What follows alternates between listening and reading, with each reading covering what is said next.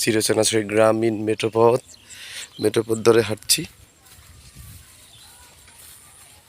কাজের ফাঁকে একটু বিনোদন আর আপনাদের দেখানো যে শুধু কাজ কাজ কাজ কাজ তো করবোই ভাই,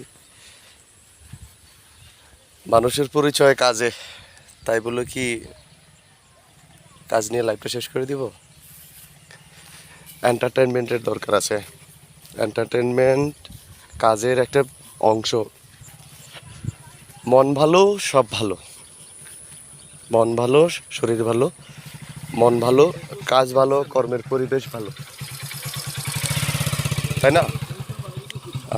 আপনারা সাড়া দিবেন যে মন ভালো থাকলে সব কিছুই ভালো থাকবে। দেখেন, এটা চিনতে পারছেন? আশা করি চিনতে পারছেন। এই এলাকায় প্রচুর, দেখেন এই হচ্ছে এই এই ফসলটার নাম, এটার নাম কি সবাই বলতে পারবেন? দেখি কয়জন আগে ভাগে উত্তর দিতে পারেন, কয়জন আগে ভাগে বলতে পারেন। ধন্যবাদ। তো হাঁটছি মেঠোপদ্মার গ্রামে,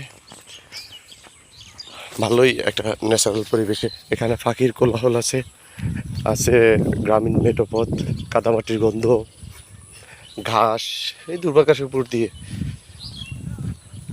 উপর দিয়ে হাঁটা। খালি পায়ে হাঁটলে আরও ভালো লাগতো, কিন্তু আমি তো আমার মতো হাঁটছি আর কি। তারপরও ফিল করছি যে গ্রামীণ ন্যাচারাল পরিবেশটা ভালোই লাগছে। ঠান্ডা, রৌদ্রোজ্জ্বল বাতাস, ঠান্ডা পরিবেশ, স্নিগ্ধতার অপরূপ এই কি নেই বাংলাদেশের গ্রামীণ পরিবেশে।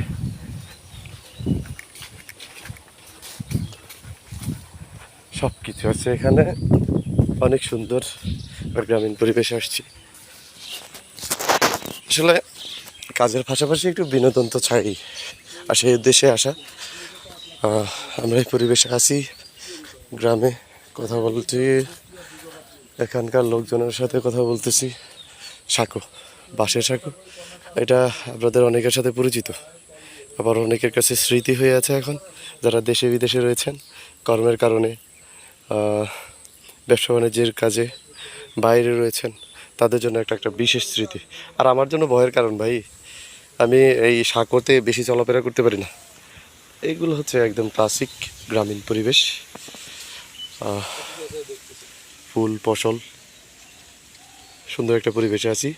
তো সকলে অ্যাপ্রিসিয়েট করবেন আশা করি। সকলকে ধন্যবাদ। আসসালামু আলাইকুম।